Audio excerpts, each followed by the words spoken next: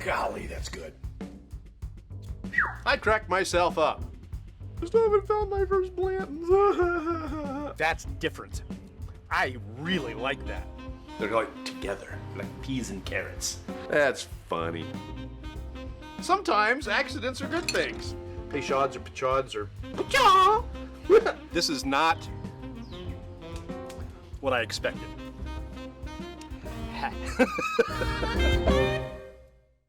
And how's it going? I know, we're not on Thursday. I get it. I didn't mean to do it, and I didn't promote it. I didn't do squat. I just knew that I had to get it done because time is a little short this week, and I'm not going to be able to do this tomorrow on Thursday, so we got to do it. We got to do it tonight. So here we are. Sorry about that, everybody. I know it's just coming out of nowhere. So for now, it's Bourbcast night. And we are going to be doing the Bernheim.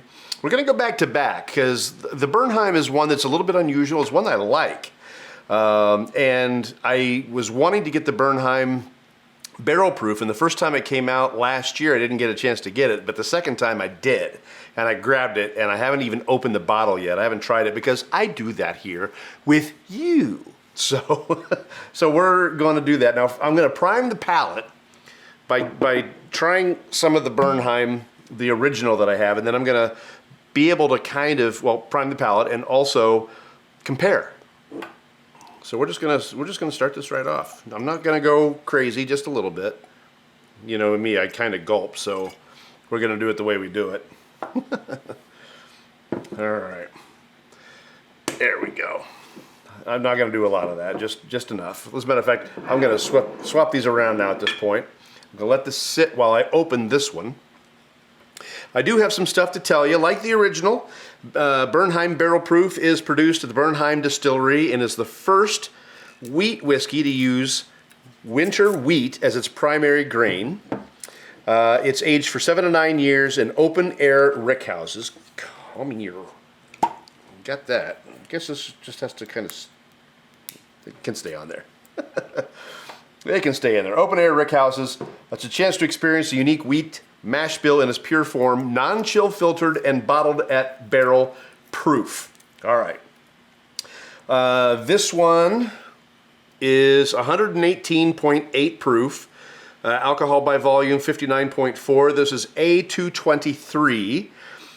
So this would have come out in February of 2023.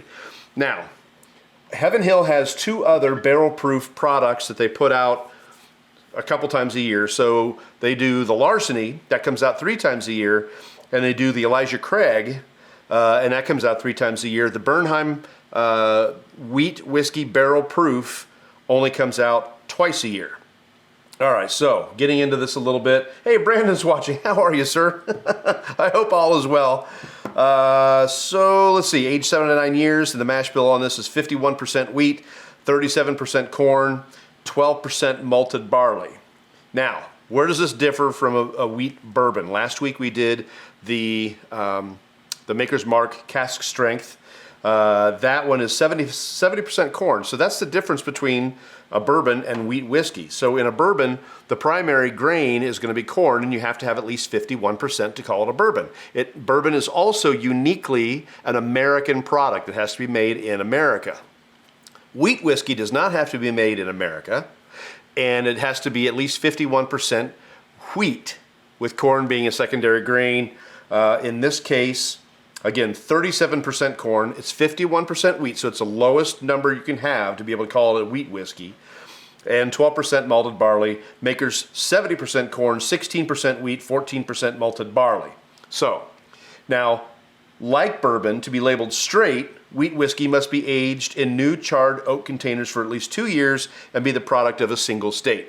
This is straight wheat whiskey from Louisville, Kentucky.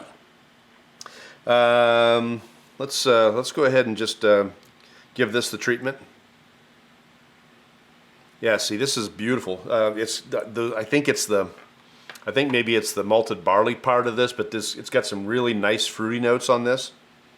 You would think that sticking your nose down in a wheat whiskey would give you, like sourdough bread or something like that. But I get more of that often with rye than I do with wheat whiskeys. Now, on the palate, it's going to be different, but on the nose, I'm getting some nice fruity notes.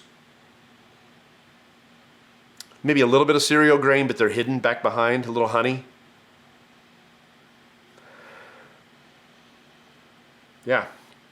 I mean, you would think that this is a bourbon on the nose.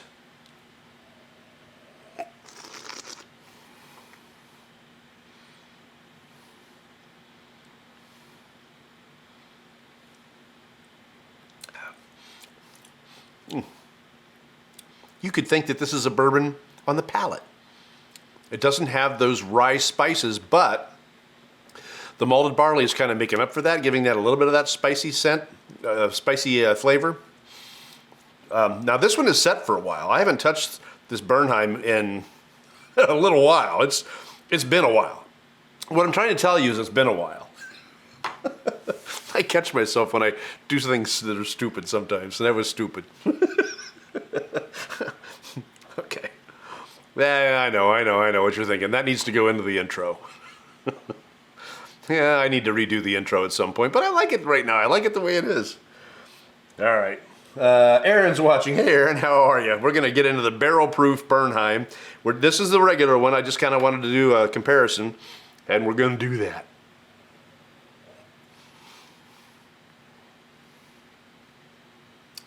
It's really got a great mouthfeel. It's definitely silky. Better than the Maker's was last week, and the Maker's was a higher proof. It's got a really nice mouthfeel to it. I'm not going to call it buttery because it isn't, but it's got a silkiness to it, which is really, really nice. The flavors are great. Like I said, if I didn't know better, I'd say I was drinking a nice wheated bourbon, but and it's only 51%. So it's just like rye. Some people really like the Rittenhouse rye, the Pikesville, the Elijah Craig rye, Sazerac rye. They like those. They're a rye, but they like them because they're only 51% rye. So they're not assailing your senses like a high rye for people who don't like rye.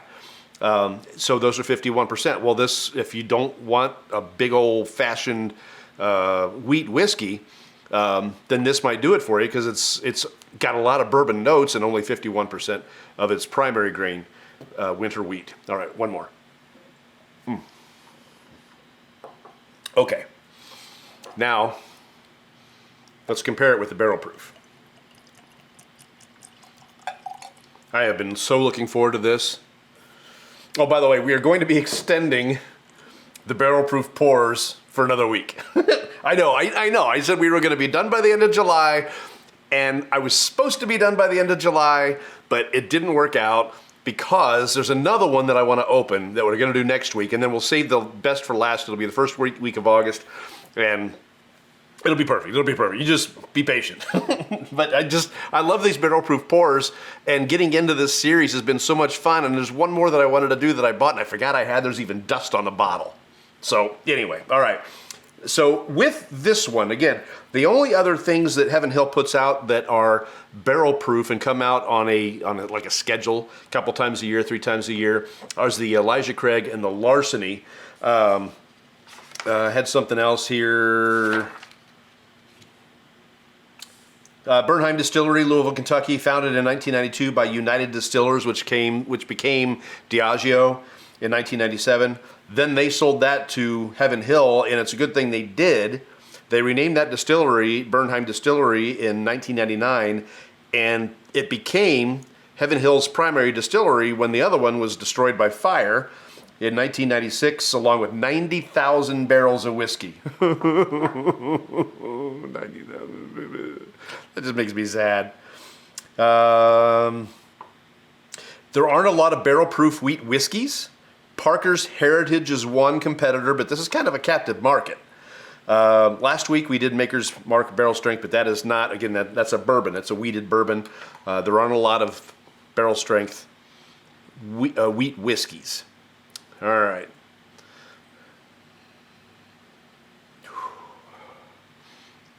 Wow, that has got one complex nose. So the regular one did betray some fruit notes, a little honey, maybe just slightly on the cereal grains. This one, This has got a lot going on the nose. A lot of that's still there, just a slight hint of a cereal grain. There's some floral notes to it. I attribute that to kind of that mix of the corn and the malted barley.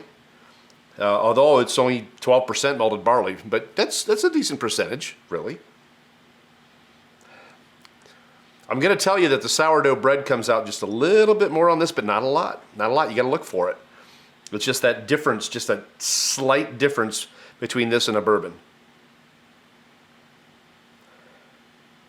Still some honey notes. Gosh, there's something else. There's a nice vanilla tinge. So a lot of times when you do vanilla on something, you get kind of a mishmash of vanilla, like vanilla bean or something like that. This one, I'm getting a very, very sharp sense of vanilla, like extract or something like that. It's very thin, very layered, very small, but sharp is the only way I can think of it. It's like it's piercing through like a sword. I know, it's very descriptive. And there are still people who think, you can't find all that in there. There's not. There is. You got to look for it. Boy,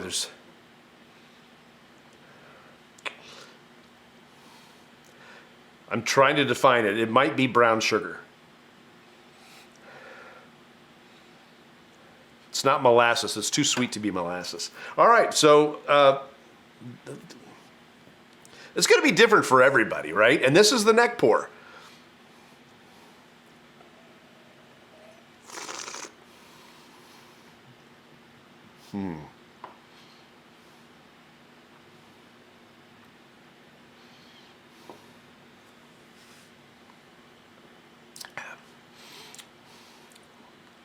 That's interesting.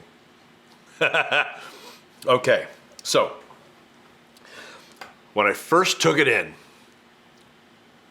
the first sense I got in the center of my tongue, before I'd even swished it around, was sourdough bread right on the center of my tongue. It was delicious.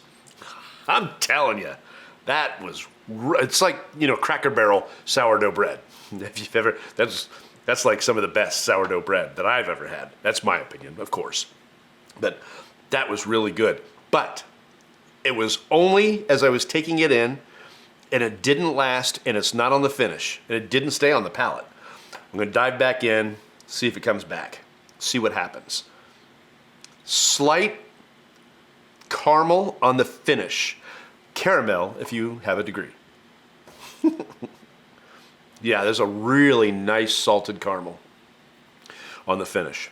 Beautiful, actually. It's a little sweet to it. That's really, really nice. Oh, that's delicious.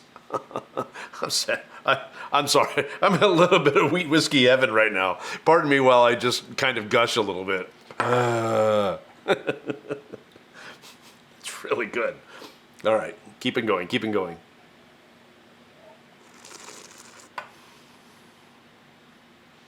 Mm-hmm.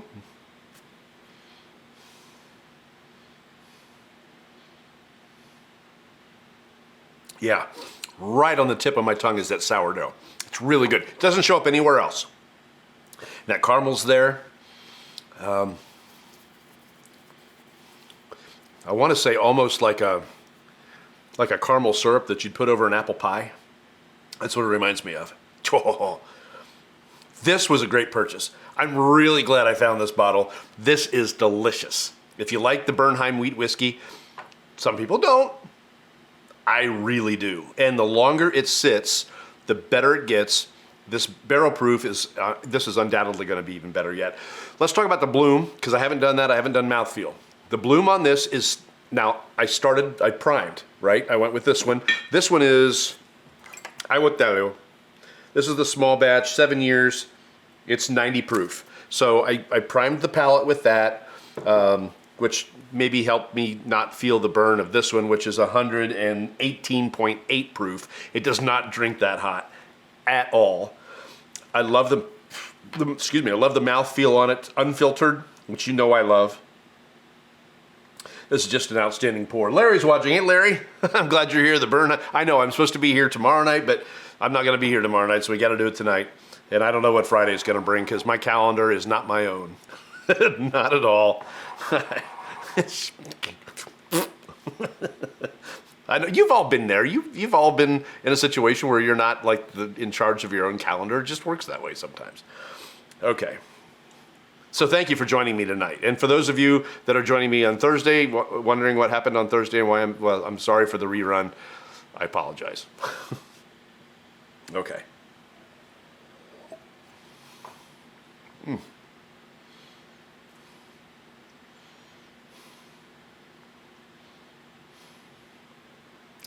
Heaven Hill just knocks it out of the park, man. I know Buffalo Trace is the one that everybody goes after. Stands in line. They call it now the amount of snakes. When they're talking about the lines, how many snakes are at Buffalo Trace, that's how they identify it now. But golly, for my money, Heaven Hill is every bit the distillery as Buffalo Trace. I'm telling you, I don't think I've had anything out of Heaven Hill I haven't liked. Really, and they source, right? So they'll do distillate for other companies, and they just knock it out of the park. I love everything that they've done. I can't think of a single pour I've ever had from Heaven Hill that I haven't liked. I love their bottled and bond, 7-year. Oh, so good. Okay, all right. So making sure I'm not missing anything. I'm not. Okay, so let's do a little water. See what happens to it. I don't need to add much, but a little bit. Then I'm going to tell you what's coming up next week because it wasn't what I had planned. It's going to be something else. Mwahaha. I am not going to add a lot of water to this for once. Normally I do about 1 milliliter. Not going to do that. Just a little bit.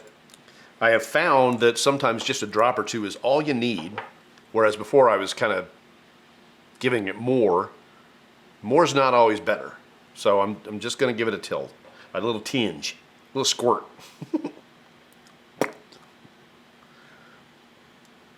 All right. You know, there was a comedian, I just was thinking about this because I saw him just recently. Some of you are way too young to remember this guy. But there was a comedian who would tell stories, and he would put sound effects to all the punctuation. So like a period, right? A question mark. You know, so I don't remember the name of the dude, but he was like, for a time in the 70s and the early 80s, he was the thing, and he was hilarious. And the way that he did it, if you get the opportunity and Google this comedian who makes the noises out of the punctuation marks. Really, really funny dude. Different type of humor than today's humor, but you know, I like that stuff. And I don't know, I made myself think about it. Pop culture guy. Been there, done that. And I like to try to introduce today's people into yesterday's culture because there's so much rich culture that we don't remember anymore. Those comedians and those performers. And I was in Indianapolis on Monday doing a video shoot, and there was a guy there with a picture of Carol Channing. If you don't know who Carol Channing is, she was brilliant in her day. Brilliant. Great singer, funny. Well known for kind of talking like this. Beautiful in her day. Beautiful woman. All right, so with a little bit of water.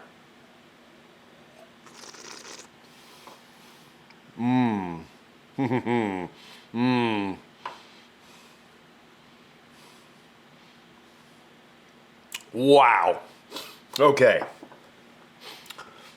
So neat. I got a little sense of sourdough bread right on the end of my tongue. With a little water, it's spread out. Again, a little butter on it, a little caramel on it. Oh, this is delicious. This is so stupid good. Gosh. It did bring up that bloom a little bit again. I didn't have much of it because I had tried this one first and kind of primed the palate, but this brought back a little bloom, and again, it still drinks way under 118.8 proof. Way under it. That's that soft winter wheat. It's just different, and that rye, that spice isn't there to punch it up. It's wheat, corn, and malted barley. There's no rye in it. Could they do a 4 grain? Yeah. Would it muck it up? I don't know. It was worth a shot, but what we got here is brilliant. And Heaven Hill has plenty of other products.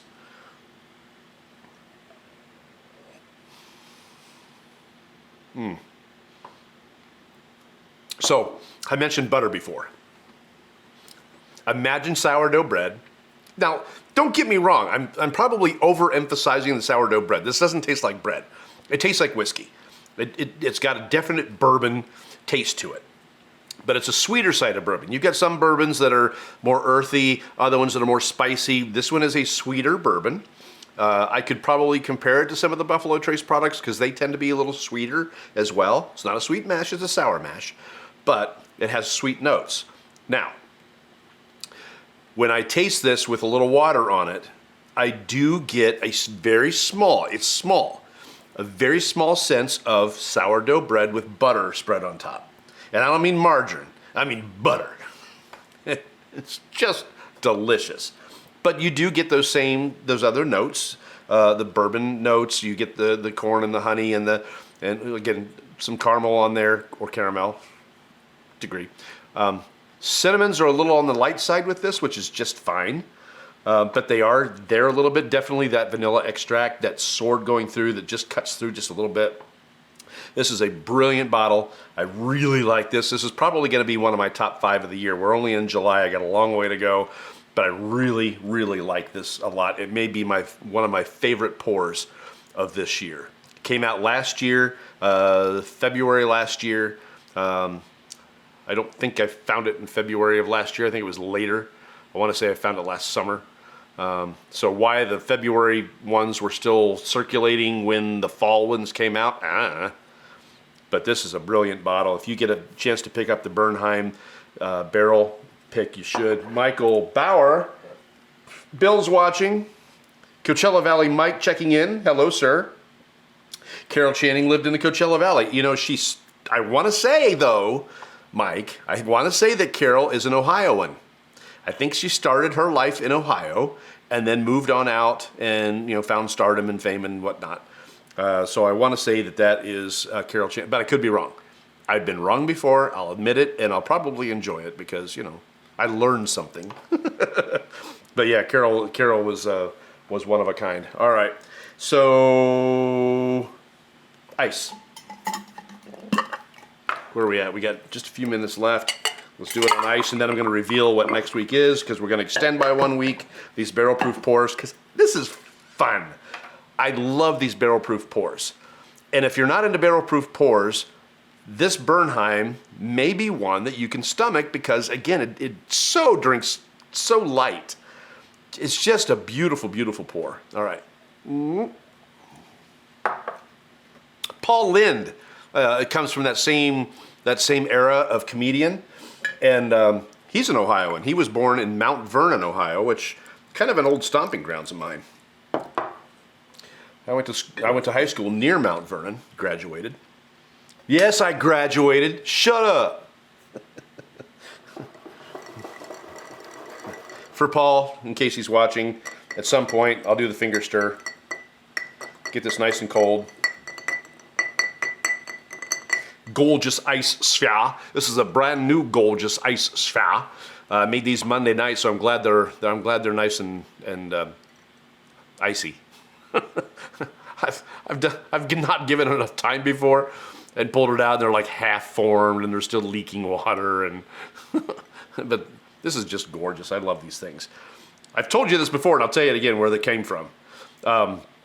There was a place called the Roxy, I think, is what it was called, in Raleigh-Durham, North Carolina, and it was in Raleigh, and I saw that and just thought, oh my gosh, how elegant! And it was huge. It was a bigger glass, and it filled the whole bottom of the glass.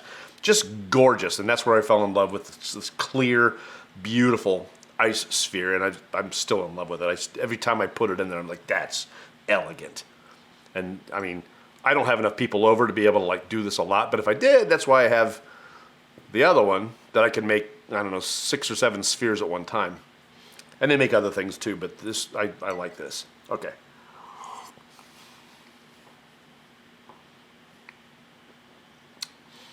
It lost a lot on ice. It still tastes good. There's still those nice bread notes, cereal notes. There's still some of the other bourbon notes as well. There's a little bit of cinnamon, caramel, some salt.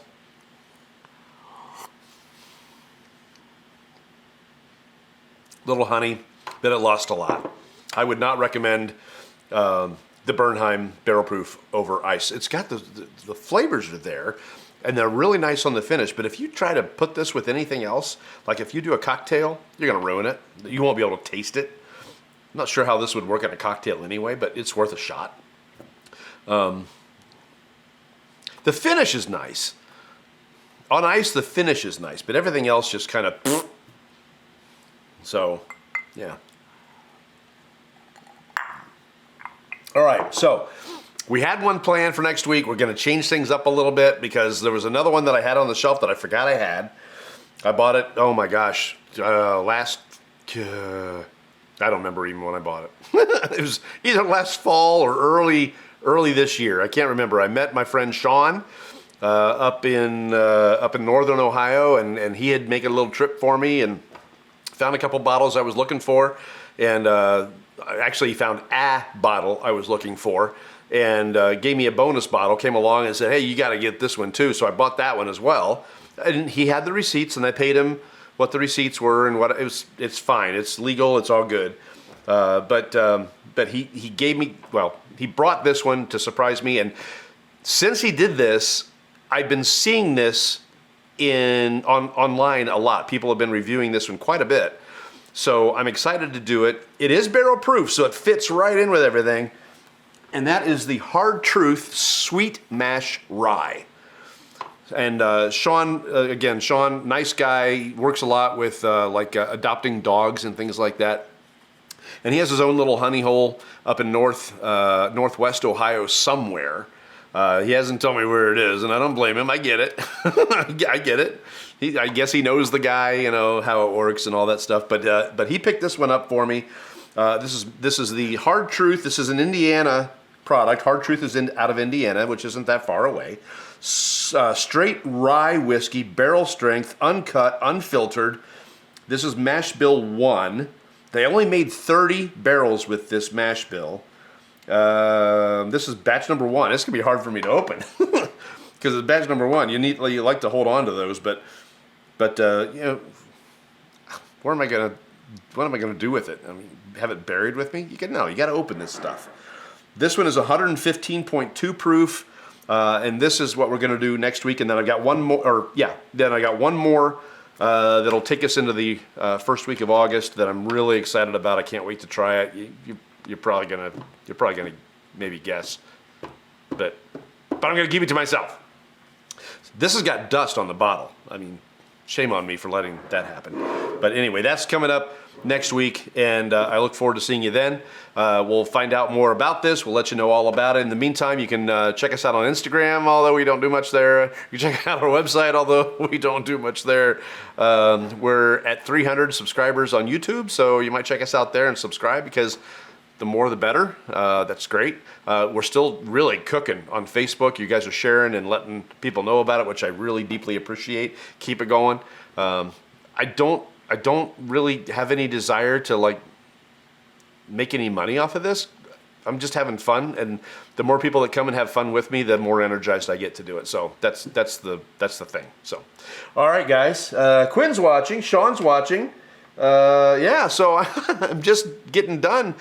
Just as a recap, this was the Bernheim Barrel Proof. It's absolutely fantastic. If you like the regular Bernheim, this is just that much better. Again, those notes are really, really nice. Some nice sourdough. You got to look for it. I mean, you're going to get your bourbon notes. It's going to taste like bourbon, but there's a nice sourdough note on the tip of the tongue. With a little caramel, maybe a little butter spread on top of it as you add water to it. Really a very, very delicious pour, and it may be we'll see where we are in December, but this may be in my top 5 for 2024. So, hey, You guys have a good one. Thank you for being here. Again, I try to be genuine about this because I really mean it, but you could be doing anything else, especially on a Wednesday night when it's gorgeous outside. You could be doing anything else and you're here with me, and I appreciate that a lot. So we will see you next week. I don't know what day it's going to be. My calendar's not my own. I'm going to think Thursday, but I hope so. I hope so. But we will see you then, and hey, you have a great what's left of your week. Take care.